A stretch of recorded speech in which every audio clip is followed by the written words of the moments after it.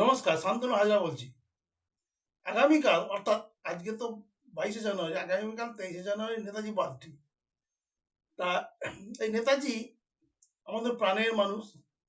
নেতাজির চেয়েও নেতাজির রহস্যময় অন্তর্ধান আমাদের কাছে যেন বেশি জনপ্রিয়, বেশি বেশি আমাদের উৎসুকের মধ্যে যে নেতাজি হলো কি। কারণ পৃথিবীতে বহু মানুষকে খুঁজে পাওয়া যায়নি, দামি দামি লোক তারা। তাদের মধ্যে অনেক ভিলেন আছে, যেমনি ধরুন ওই কেউ তো দেখেনি, কেউ হিটলারকেও তো কেউ দেখেনি। সেরকম আমাদের চৈতন্য মহাপ্রভুকে কেউ দেখেনি, কিভাবে মারা গেলেন বা কোথায় গেলেন, শেষ পরিণতি কি হয়েছিল। তা আমাদের নেতাজিকেও দেখা যায়নি, তার শেষ পরিণতি কি হয়েছিল। অনেকে বলেন যে যখন বিশ্বযুদ্ধ চলছে তখন নেতাজি বার্মায় থেকে একটা মিটিংয়ে বলেছিলেন যে, হে ভারতবাসী, তোমরা আমাকে রক্ত দাও, আমি তোমাদের স্বাধীনতা দেব। এক মহান উক্তি, এক মহান ঘটনা ভারতবর্ষে আজও মনে রেখেছে, অন্তত বাঙালিরা তো মনে রেখেছি। তারপর নেতাজির হলো কি? নেতাজি সাইগন যাওয়ার পথে, উনি ভিয়েনা যাওয়ার ভিয়েতনাম যাওয়ার পথে সাইগনে একটি প্লেন দুর্ঘটনায় উনি মারা যান। এ সাক্ষী কে দিচ্ছে? যে নেতাজির যে সহযাত্রী ছিল সেই শাহনওয়াজ খান। এই শাহনওয়াজ খান উনি পরবর্তী দিনে নেহেরু মন্ত্রিসভার সদস্য হয়েছিলেন, এবং নেহেরু গান্ধী কোনোদিনই চায়নি যে নেতাজি ফিরে আসুক বা নেতাজি ফিরে আসার ব্যাপারে কোনো গাল গল্প প্রচলিত থাকুক। নেতাজির হলোটা কি? গোটা পৃথিবী একদিকে তার সঙ্গে তার নিজের দেশের যারা রাজা মহারাজা তারাই চাইছে, নেতাজির ক্ষতি চাইছে। নেতাজি কি করে একা বেঁচে থাকবে? সেই জন্য গাল গল্প প্রচুর হয়েছে। প্রায় 1000 লোককে জিজ্ঞাসা করা হয়েছে, হাজার হাজার ফাইল দেখা হয়েছে, বহুবার মুখার্জি কমিশন, শাহনওয়াজ কমিশন, হ্যাঁ, আবার খোসলা কমিশন, এরা প্রত্যেকেই একটা একটা করে কথা বলেছে। যেমনি হচ্ছে কি মুখার্জি কমিশন আর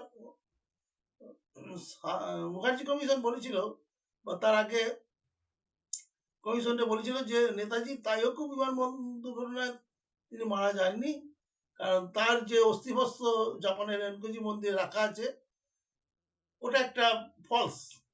কারণ জাপান সরকার আজ অব্দি ওই ডিএনএ টেস্ট করায়নি ওই ওই চিতাভস্মের সঙ্গে রেনকোজি মন্দিরে রাখা নেতাজির। তাহলে অনেক অনেক কিছু বলেন। কেউ বলেন উনি মাঞ্চুরিয়ান যাচ্ছিলেন, সেই রাস্তা দিয়ে হয়েছে ঘটনাটা। তখন মোট কথা হিরোশিমা নাগাসাকিতে অ্যাটম বোম ফেলার জন্য নেতাজি এবং জাপান আত্মসমর্পণ করার উপর ঠিক করেছিল। নেতাজি বিব্রত হয়ে গেছিলেন, নেতাজি যাবেন কোথায়। উনি রাশিয়া চলে গেছিলেন অনেকে বলেন। তা রাশিয়া গিয়ে অনেকে বলেন যে রাশিয়ায় উনি সাইবেরিয়ার জেলে বাকি জীবন কাটিয়েছেন। এদিকে ভারতবর্ষে তখন বিভিন্ন বাবা তৈরি হয়েছে, কারণ নেতাজির জীবনে একটা ইতিহাস আছে। উনি ছাত্র জীবনে একবার সন্ন্যাসী হয়ে গেছিলেন। উনি আধ্যাত্মিক মানুষ ছিলেন। তা অত শিক্ষিত, অত প্রাজ্ঞ মানুষ হতেই পারেন। সেই জন্যে এক শ্রেণীর মানুষ এক একটা সাধু তৈরি করলো, যাদের ওই নেতাজির মতো 5 ফুট 5-6 ইঞ্চি হাইট এবং গোলগাল মুখ চোখ। প্রথমে এলো শোলমারির সাধু। এই শোলমারির সাধু সবাই নেতাজি বলে জানলো, প্রণাম করলো, দেখে এলো, একটা প্রদর্শনী হতে লাগলো শোলমারির সাধুকে নিয়ে। তারপরে এই শোলমারি সাধু মৃত্যুর আগে বলে গেল যে না, আমি শোলমারির সাধু নেতাজি নই, আমার নাম সারদানন্দ, আমার বাড়ি পশ্চিমবাংলার কোচবিহারে। এ গেল। তারপর অনেক ছোট ছোট সাধু এলো, যারা সবাই বললো যে আমি নেতাজি। তাদের কারোর ভালো বাংলা বেরোয় না, তাদের চেহারাটা হয়তো একটু একটু মিল রয়েছে। একটা ব্যবসা চলতে লাগলো। দিয়ে এবার গুমনামি বাবা এসে একটা বিশাল নামডাক হয়ে গেল। গুমনামি বাবা আবার নেতাজির কথা বলে, নেতাজির মতো কথা বলে, নেতাজি বাংলা বলে। তা নেতাজি পরিবারের সকলেই এই গুমনামি বাবাকে দেখতে গেছিল এবং কিছু কিছু সদর্থক মন্তব্য করেছেন। এই গুমনামি বাবাও মারা যান, ওনাকে আর খুঁজে পাওয়া যায়নি, ওনাকে আর পাওয়া যায়নি।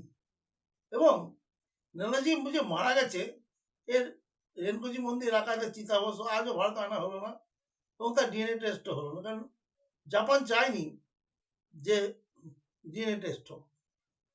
তারপরে আবার এই উত্তরপ্রদেশ থেকেই ঘটনাগুলো ঘটছে। উত্তরপ্রদেশে একটি বাচ্চা, তাকে কিভাবে কি শেখানো হয়েছিল জানি না, সে বললো আমি জাতিস্বর, আমি আগের জন্মে নেতাজি ছিলাম।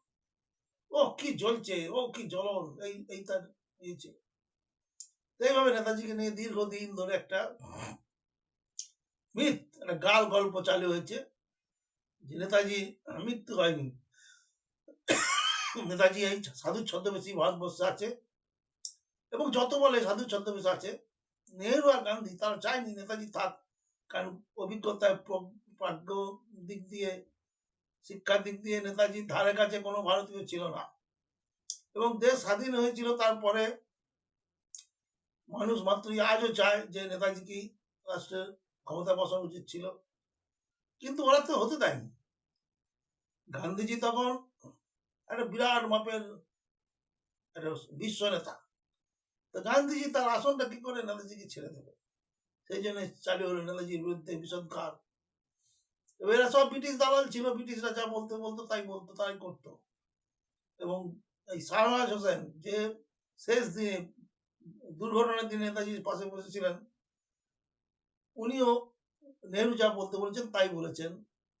এবং পার্লামেন্টে এই ব্যাপারে যখন সুরেশ চন্দ্র বোস, নেতাজির আরেক ভাইপো, উনি বলেছিলেন যে তাই হোক বিমানবন্দরে নেতাজির মৃত্যু হয়নি, কারণ সেই দিনকে কোনো প্লেন দুর্ঘটনাই ঘটেনি, ফলস কিছু ছবি টবি দেখানো হয়েছে। নেতাজিকে তারপরেও দেখা গেছে, চায়নাতে দেখা গেছে, কখনো বা সাইবেরিয়ার জেলে কোনো এক অজ্ঞাত পরিচয় মানুষ তাকে দেখে চিনতে পারেন, এবং তিনি সেটা মুখার্জি কমিশনে জানিয়েছিলেন।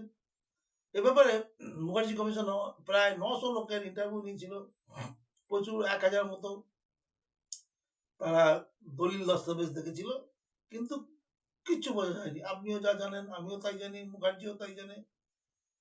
একমাত্র জানে এই ব্যাপারগুলো নেহরু গান্ধী এরা, তো এরা তো আজ নেই, এরা নিজেরাই চলে গেছে নেতাজির কাছে, এবং নেতাজি অমরই রয়ে গেছে, অমর হয় নেতাজি।